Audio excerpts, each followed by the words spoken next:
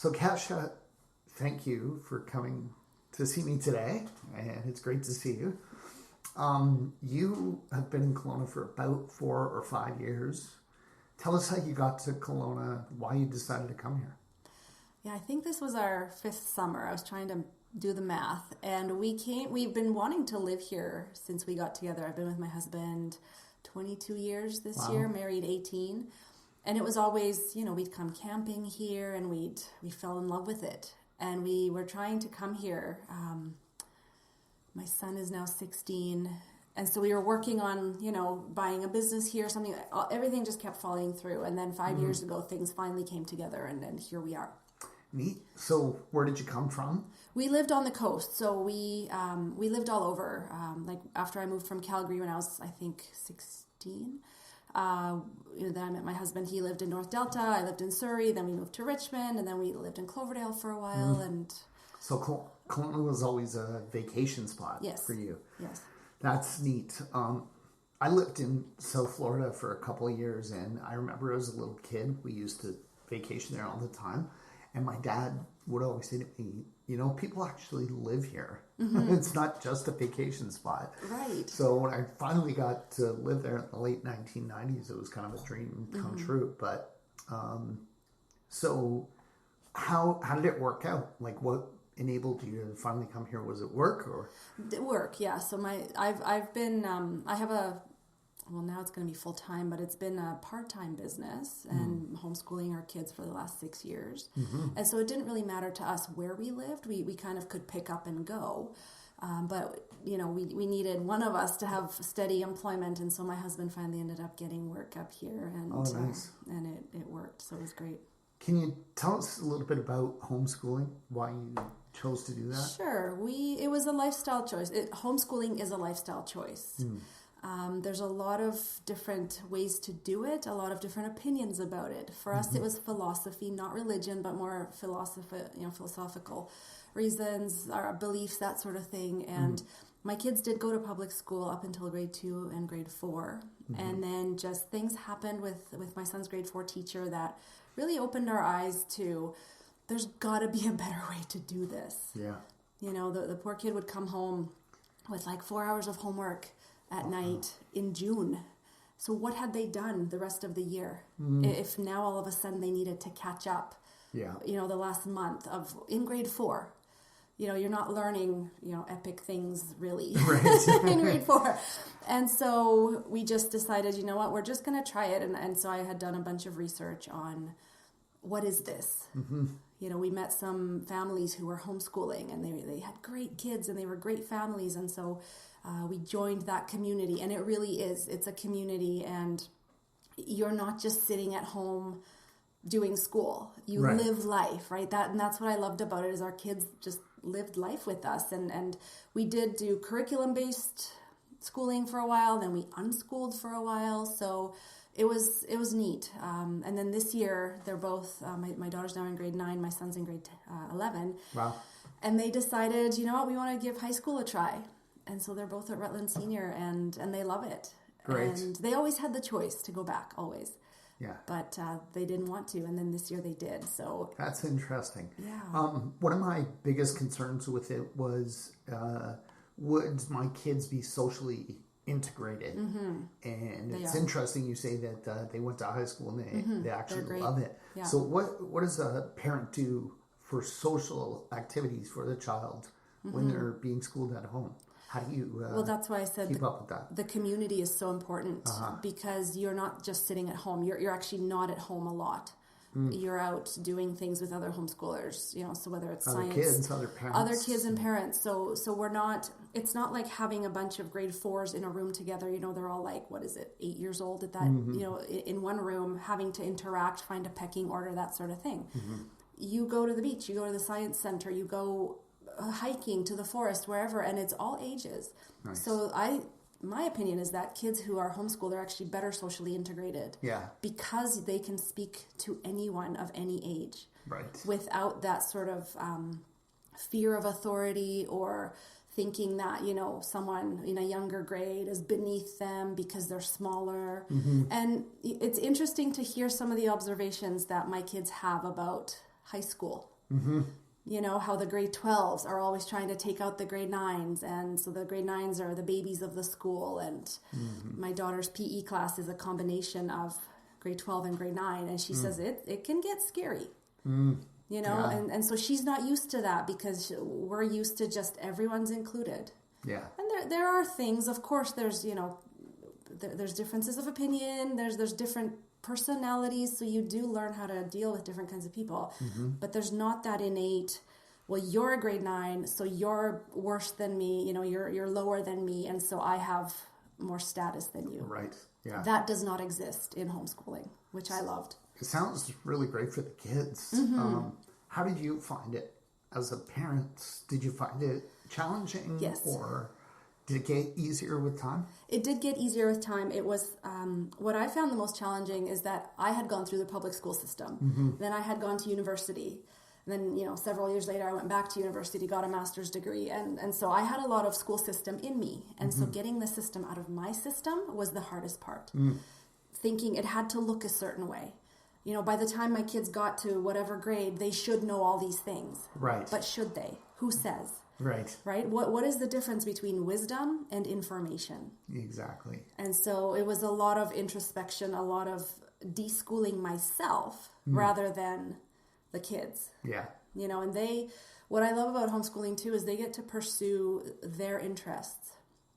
And definitely, you know, it's important to be well-rounded. I believe that you should know a little bit about everything. But if you really don't love a subject, then know a little bit about it, but don't spend all your time focusing on trying to improve it if you're really great at something else. Yes.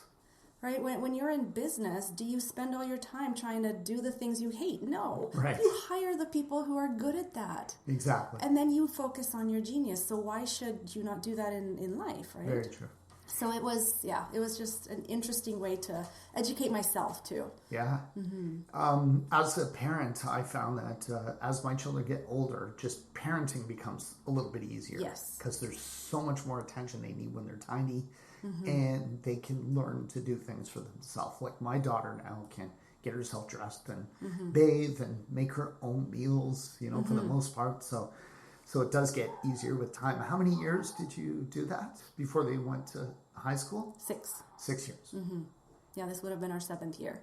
Wow. And they wanted to go to high school. That's great. It was kind of a last minute thing. Everything was set up for them to keep doing the, you know, online curriculum, because we did sort of go more towards curriculum, because it's important that they get their dogwood and graduate high school officially and all that. But high schools have such amazing programs now, and actually the public school system did change a lot. Yeah. It's more project-based now. It's not just memorize a bunch of stuff, spit it out on a test, right? It's a lot different. It's actually a lot more like homeschooling, but you just go to school. And so I think with them being in the higher grades, they have more opportunity. My son wants to be a professional film actor, and so he's in the drama program. He actually ended up getting a role in the school play this year. So, oh, wonderful. You know, so it's great. Like, I think they came out at the right time and they went back in at the right time. Yeah, that's perfect. Yeah. That's great. So you're into something very interesting. You've told me a little bit about it, but Akashic Records, and it's only a coincidence that Akashic Records sounds like your name, Kasia. Yes. Right? Yes, it is a coincidence. And actually, I wasn't aware of it until now. Several people, probably 20 people have pointed that out to me. Right. And of course, looking back, I kind of think, well, that should have been a clue all along. But it's something I fell into.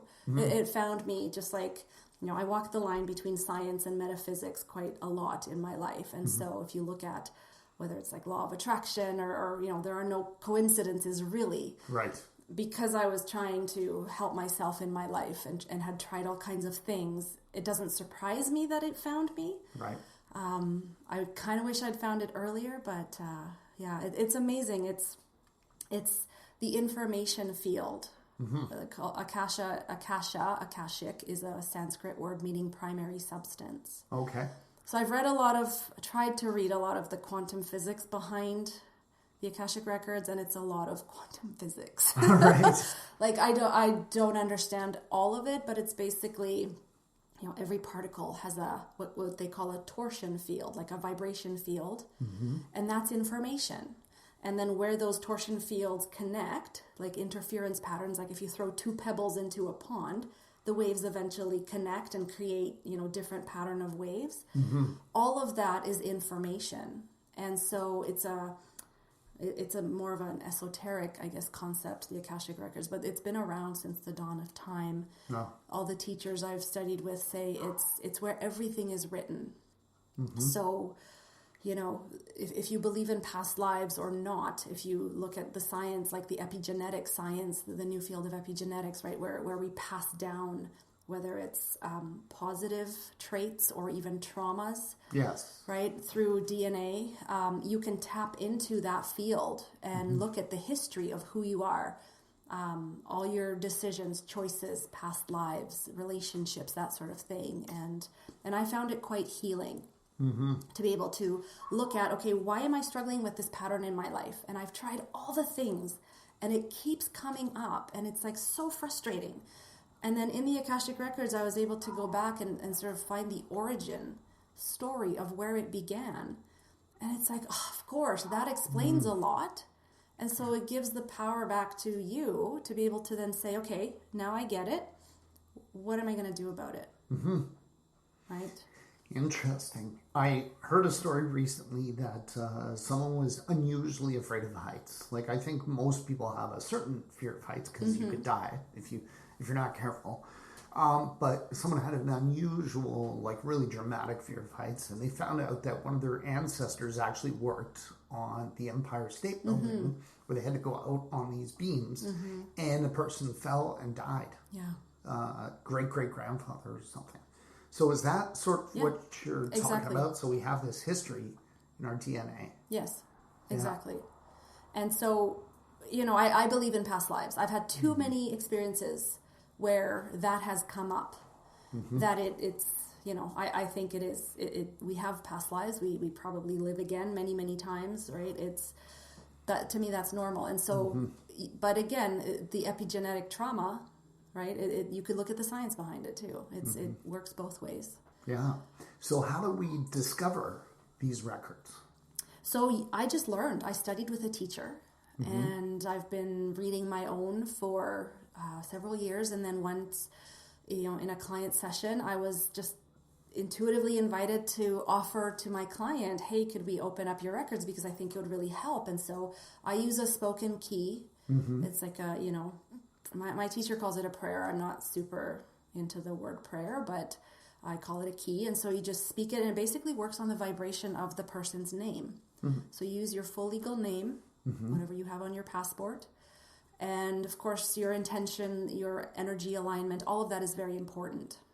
Interesting. So you can just learn. I actually teach a course on how to do it for yourself, because I've done it enough now that, it's pretty cool, and anyone can learn to do it. So let's go back a little bit. How did you discover this for yourself? Like, how did you first hear about Akashic Records? And do you remember the feeling when you first heard about it? How it appealed to you? Yes. So I, when my kids were born, I have two, obviously. I think I mentioned that. I had really bad postpartum depression, kind of turned into clinical depression. Yeah. It kind of stacked. My kids are 18 months apart, planned that way.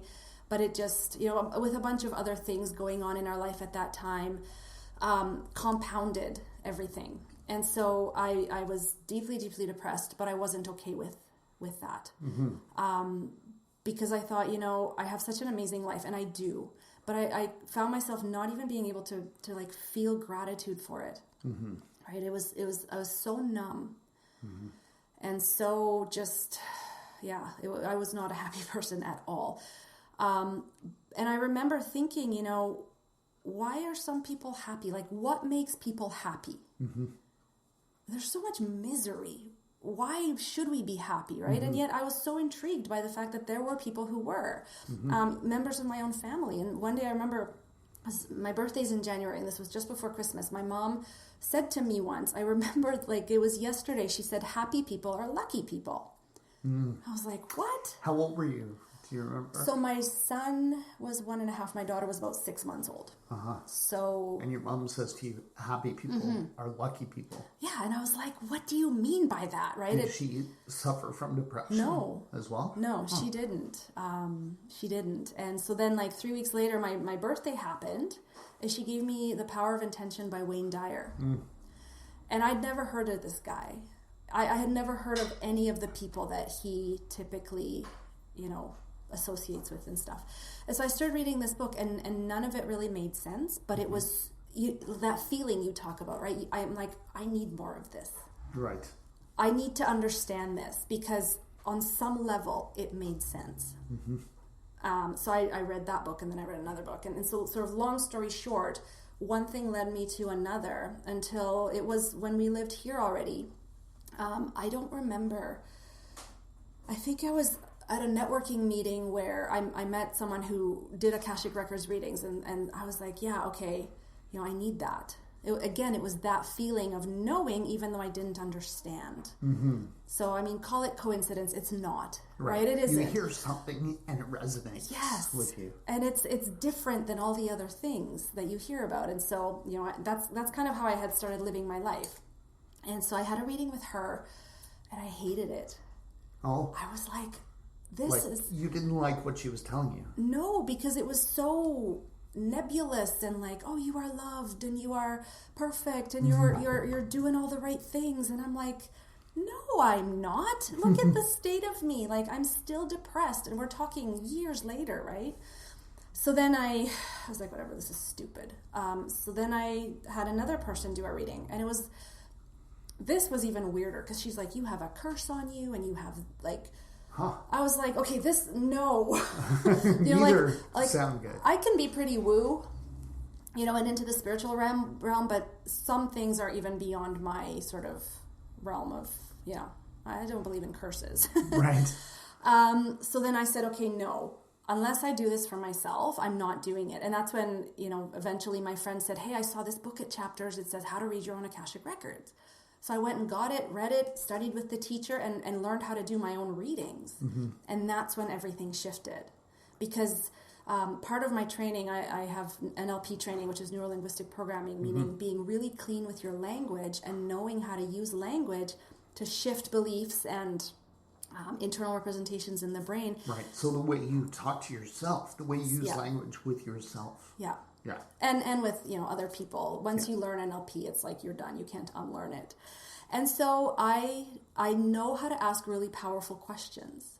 And now I know why those other 2 readings were so horrible, because I didn't know what to ask. I just thought I would get a reading and they would tell me what's wrong with me and how to fix it. And of course, that's not how it works, because there's nothing wrong with us. Right? We might have a bunch of layers of things that we need to sort of unpack and then remember who we really are. Yeah. But the other readers didn't say, okay, well, if you want great information, then you got to ask these types of questions. And so in my own course, I spend a lot of time with people teaching them how to ask a good question so that their experience when they open their records isn't horrible, right? Because why would you go into this esoteric or this amazing information field just to be frustrated? That's not what it's about. So do you think that was the problem with those 2 people, that they didn't ask the right questions? I think so. Or get you to ask the right questions? Because, even if you do a tarot reading or anything, if you just want general information, and if you're tapping into, the ever-loving presence of Source, of course it's going to tell you you're loved and you're perfect, because that's what Source is. Right.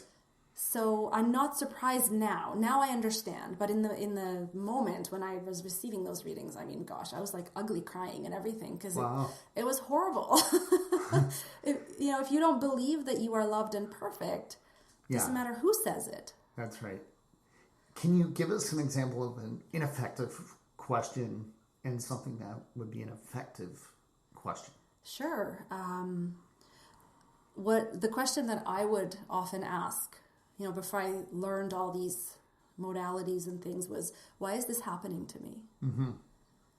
Or what's wrong with me that I keep, attracting this stuff into my life? Even after you learn the law of attraction, you're like, well, this crap doesn't work, because if it did, I would have my things I want. Right. Why is this happening to me, right? It's not a good question. Whereas if you look at a question like, how am I contributing to this pattern in my life? Right? Or what is this trying to tell me about myself? Things like that, questions like that. I have a whole list that I give my students. Yeah. I'm like trying to think of another brilliant one. I have all of them, but questions that are more open-ended and yet specific. But the thing with hard questions or powerful questions is, if you're not ready for the answer, then for God's sakes, don't ask it. Right. Because it'll just create a whole bunch more, pain or resentment or whatever inside you. You have to be ready for the answer. Yeah. If you're going to ask a question that will tell you the truth. Are you comfortable sharing a little bit about the questions that you went through for yourself? Sure. That helped you to... Yeah, it's not a happy story, but it's a happy ending. You can tell us a little bit, maybe towards the end where you started to get the answers and become happy. What my biggest shame and pain in my life was that I regretted having kids. That's a very difficult feeling for a parent to have. Yes. I've had moments for sure. And I think, to be honest, every parent has moments. For obvious reasons, that's a very difficult thing to confront. And being a woman in the society that we live in, right, you're not supposed to feel that way. That's right. Right? You're supposed to finish school, get married, have a job, have kids, and be happy, blissed out, living your life. And I wasn't. And so that's why I felt so wrong, and the shame, right? It was eating me from the inside out. And I couldn't figure out why. And so, like I said, I went back to school. I have a master's in transpersonal psychology, NLP, all these really cool things. And I was helping other women live amazing lives. But for some reason, I couldn't feel the gratitude. I kept sinking back into depression. And there's other reasons for that. But one of the main ones was and this is where the Akashic Records finally helped me, was I went back and I asked, I can't remember the question I asked, something about, what is the origin of this pattern in my life of this belief, or I suppose it's not a belief that, what is it that's contributing to this pain? And it was the past life I was shown was, I was a slave woman and I hope this doesn't sound totally woo to everybody. I apologize, but it is what it is. I was a slave woman in, whatever country, and I was charged with taking care of 7 children for a family that was not kind. And they were not your children. They were not my children, and they were not nice. And of course, we know about slavery, right? It's just not a happy place for any human being to be. And I died in that lifetime just despising children, vowing to never, if I were to do it again, I would never have it. And I don't know how many lifetimes ago that was, or what sort of time period, but clearly in this lifetime, it was time to work on that. And so when I had my children in this lifetime, that wound just broke open. Yeah. And it was like I was hit by a train. I had no idea what was wrong with me. And I didn't know that was going to happen. I've often been asked, well, if you hated kids, why did you have them? I'm like, I didn't know. You didn't know. What kind of a dumbass question is that, who asks a question like that? So you weren't consciously hating children. No. When you got pregnant. But this was something that manifested came after, and I like I said, the depression, the postpartum, and so I wasn't one of those moms who went to mommy groups and yoga and all these things. I was so... You didn't want to? No, I didn't want to leave the house because I thought there was something wrong with me. When you feel that much shame, right? Are you going to go be with people? No. That's a typical symptom of depression. Yes. So... So how did you get past this? Well, so like I said, that sort of explained to me that I'm not broken. This is just some old crap in my DNA, and I have power that I can choose not to live like this anymore. And so, part of the beauty of the Akashic Records, because it's an information field, we can heal those patterns and realize that we actually have choice. Right. So then that's where I started. Okay. So if I didn't regret it, if I didn't hate children, if I simply loved being a mom, who would I be? And then I became that person. And it's still, it didn't all become rainbows and unicorns the moment I found out that old origin story. I still had to take the actions, do the work, right? Yes. Really rebuild that relationship as a mother with myself, with my kids. And it didn't take long. Like once I kind of knew what was going on, it happened way faster than I ever thought possible. But I still had to do the work, right? Which is that's life, right? That's how this universe works. Works is we decide who we want to be, and then we move towards that rather than running away from something we don't want to be. Right. But that's how like my brain works that way. Is I needed to know why, and once I did, it was simple for me. That makes sense to me. Yeah. I think it's sort of like with a physical injury, and you go through physiotherapy. And the first step is diagnosing what the issue is. Right. But you have to do the work otherwise. Right. And it's still going to be painful for a while. Yes. And maybe forever on some level. But you can get past it and be fully functional. Yes. Again. How long does it take to get like answers? Like, what is the process? So you have a list of questions. Is it instantaneous? Like the person says, wow. Okay, so now I understand why I have a fear of public speaking, or why I feel like I've got so much to say, but I'm not allowed to. That's my issue, by the way. And does that happen pretty quickly? It does. So I do my readings differently. I do them live.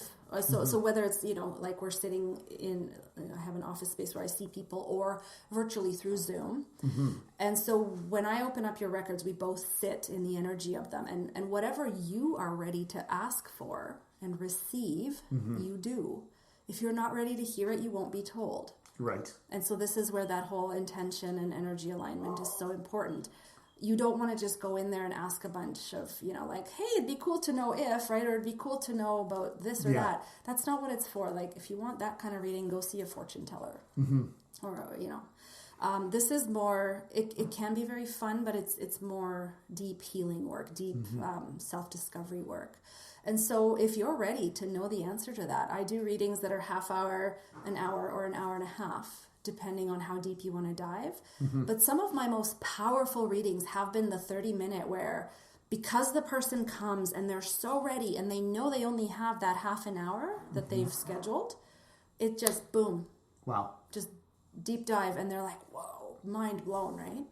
Nice. But then it's up to you. Like, you can gather all the information you want and do nothing with it, and that's okay. Right. Right? You're never going to be judged. But if you do something about it, oh my gosh, your life's going to just change. Totally change. Yeah. Do you give specific exercises to the person, or is it obvious what they need to do? They usually get guidance, and it becomes pretty obvious to them. Yeah.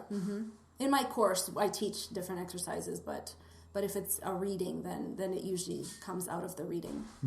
Like in your case, was it developing appreciation for children and things like that?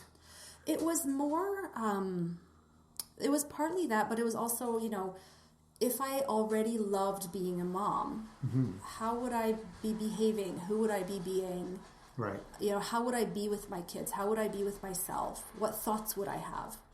So I had to make that 180 change. Right. Right? Like I had to choose to then, okay, so how does a mom think if she really loves being a mom? And, and having friends around me and having a community of women who knew I struggled with this. I remember the day it happened where I finally felt like, oh my gosh, I don't feel that way anymore. And I went home and I phoned my girlfriend, and we're both crying on the phone, right? And so then having that community around me to support me and know how important it was for me to experience this healing, and then to celebrate with me. And nice. It took a while before I even told my husband that I'd had this, because I can actually talk about it now without crying, but for the longest time I couldn't, because the gratitude of having this like erased from my life, no longer feeling that shame, I can't even express, I imagine that's what women feel who really want a child and then finally give birth and go through all the pain. And then all of a sudden you've got this squishy baby on your chest. And like, I imagine what birth should feel like. My children's birth didn't feel that way to me, because of the pain, but that it was like I was like reborn. And that was so beautiful to me. And I remember what it's like to feel down in the dumps, right?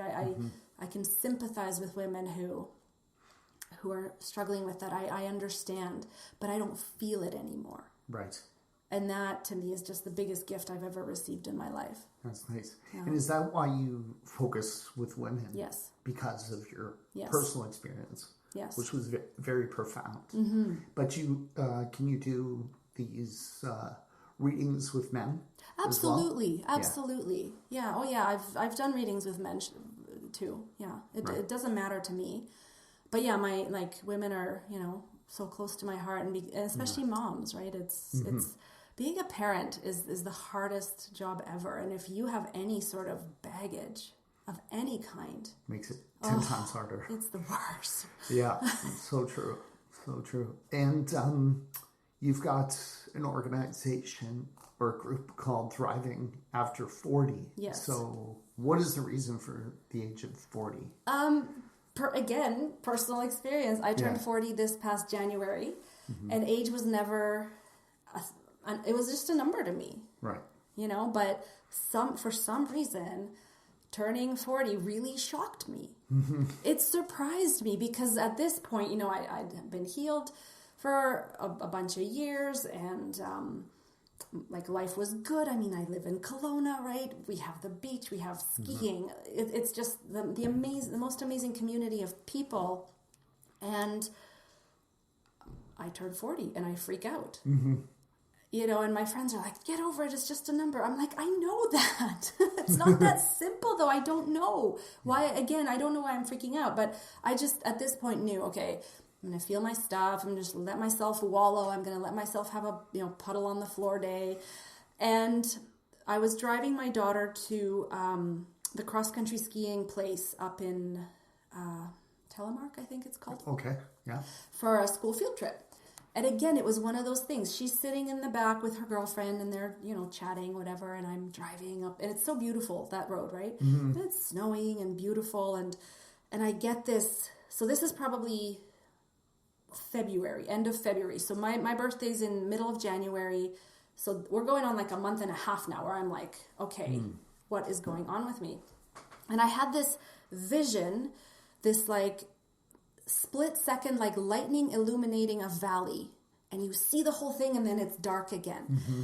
And it was this vision of women in their 40s in this midlife funk. But again, it's like, why? There's no purpose for it. We all have amazing lives. We're not unhappy, and yet we're not super happy. Right? So then I kind of, I'm still unpacking what that is. And I was given that phrase, thriving after 40. I'm like, that's what I want. Right. So then when you sort of look at why did I freak out? Well, partly is because I started comparing myself to where I thought I would be versus where I am, whether it's, I don't know, professionally, financially, socially, right? Like all the slices of the life pie. If you look at where you are versus where you want to be and you're not appreciating who you are, right? You can go down that road of, well, I'm not good enough. Haven't done enough. I'm not. Fill in the blank, whatever. Right. And so I started talking about this freak out I had about turning 40, and I started reading articles online and realized that there's actually no conversation about this. Not much. There is a lot of advice for women in their, midlife, so to speak. But it's all like, don't wear these clothes anymore, or here's the makeup you have to wear, or put this goo on your face so you don't look like you're getting old, or, it's all like superficial. Yeah. And I'm not like that. Right. That means nothing to me. I want to have real conversation about the things women are feeling and experiencing, And I want to create a safe space for women to be able to have those conversations and know that they're not alone. Know that they're not crazy, because they're not into the whole makeup style thing either. Right. There are a lot of women into that, and that's fine, right? Do whatever you want. Wear whatever you want. But that shouldn't be the only information out there. Yeah. And so, again, that sort of gave me purpose to redirect the work that I was already doing, both with Akashic Records and then the body work, the specialized kinesiology, and target women in this age group. Because for many of us, like I had kids really young, you know, some women are just now having children, and so they're in a bit of a different stage of life. Yeah. But for those of us who had children young, who now in our 40s have teenagers, it's different. We have more time. Right? We have more space and usually more funds to now focus on ourselves a little bit. But if you've spent your entire first, 20, 35 years of your life taking care of everyone else and not getting to know who you are, then you don't know who you are. Right. And so no wonder we freak out, right? Yes. So that's why I focus on that. And you mentioned body work. How does that relate to the Akashic Records? So you do both. I do both. So I trained in specialized kinesiology, Touch for Health specifically. I always sort of thought the body was just like the container we live in. Yeah, it's just like the flesh suit. We get up, we feed it, we wash it. But I didn't realize the importance of this flesh suit that we live in until I dove into the specialized kinesiology. And again, it was one of those things. My son's girlfriend was studying it, and so he wanted to take a class, and the instructor and I are friends, so she's like, why don't you stay for class? Like, no, I'm busy, I don't have time. She's like, no, just stay. And I was like, fine. It blew my mind, Luke. When was that? When did that happen? So this was earlier this year. Okay. So like I've always sort of hung out in the mental emotional healing field, right? The NLP and the energy work, psychology. But the body is the container where all our stress lives, all our memories, all our experiences, all of that lives in this flesh suit. And if it's bunged up and the energy can't flow, right? We can't live to our highest potential.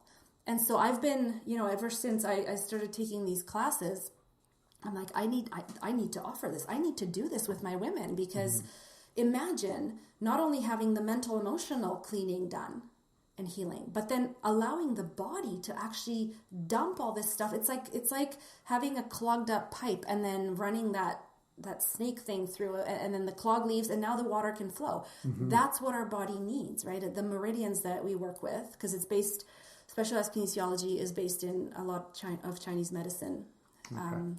Science and theory, and like we work with the 5 elements.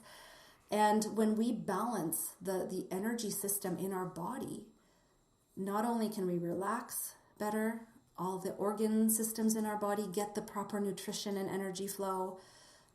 We have better circulation, we feel better, right? We have more energy right away. A lot of aches and pains go away. A lot of chronic conditions go away. Again, it's not a magic pill. You do have to participate. You have to take responsibility for how you treat yourself and your body. But it's like plumbing. It's like pouring Drano down the drain, and all of a sudden the water goes through. Yes. So that's why I said it blew my mind, because it like completed that triad of mind, body, spirit.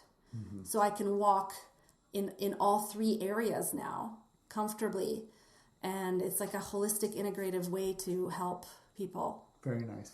So with the Akashic Records, you do Zoom calls. Yes. Do you do it in person? Yes. As well? I do. So Zoom calls the way to make it convenient. Yes. So I have clients both, locally and all over the world, which is why the Zoom is amazing. I love technology for that reason. You can record the call. Yes. Which is useful. Yes. And people. then you get the recording. So if you want to listen to it again, because... And probably any reader will tell you this, when you're in that energy and you're speaking whatever you are being given for the client, you don't remember. I don't. So unless the client's taking copious notes, I don't know what I said half the time. Yeah, because you're in the conversation. Yeah. And it's going past. Exactly. It's coming through me, not from me. Right. And that takes, practice to make sure it's not you saying a bunch of things. But, so yeah, everything's recorded, because then they have it. Great. And what about the body work? So that is obviously in person. In person. And do you have a studio or do you go to a location? I have an office space at Kelowna Healing Arts, which is, there's a couple of us in there doing various things. It's on Lawrence near Ellis. So I have a space there. It's really beautiful and peaceful, and that's where I see my clients. Is it in groups or is it one-on-one?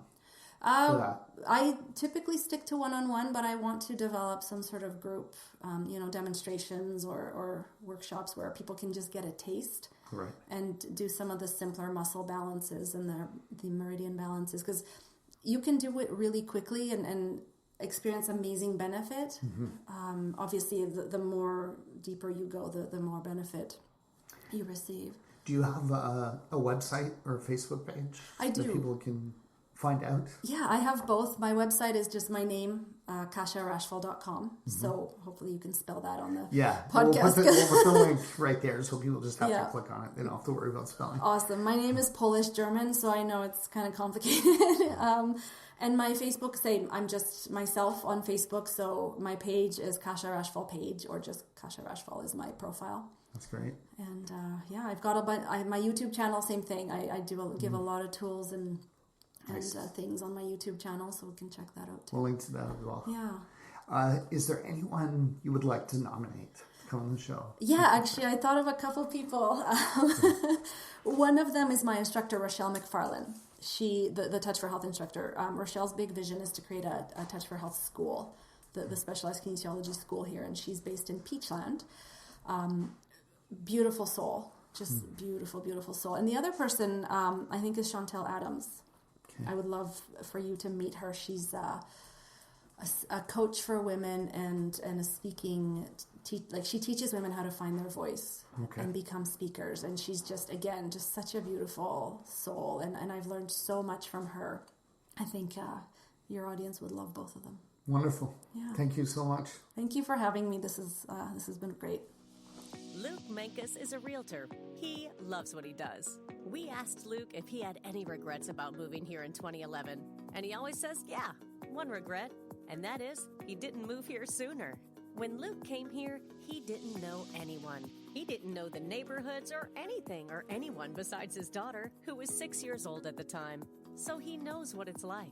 Now, he's an expert and has helped well over 100 single people, couples, families, and investors with their real estate needs in the Okanagan. If you're new to our beautiful city, Luke can help you get connected with great lawyers, dentists, carpenters, landscapers, swimming pool installers, you name it. And whether you're new to Kelowna or not, Luke knows real estate. He can help you find a great property, negotiate a good deal, and hold your hand all the way through the process until the day you get your shiny new set of keys. Luke is known as a no-pressure kind of guy. He's had clients where it took even a year or more to get them into a property. He just doesn't believe in rushing things. On the other hand, when you decide it's time to act, he's diligent, and he'll work day and night until the job is done. Give Luke Mankus a call or a text message at any time, 778-215-4273. Again, that's 778-215-4273. 778-215-4273 to chat with Luke about real estate.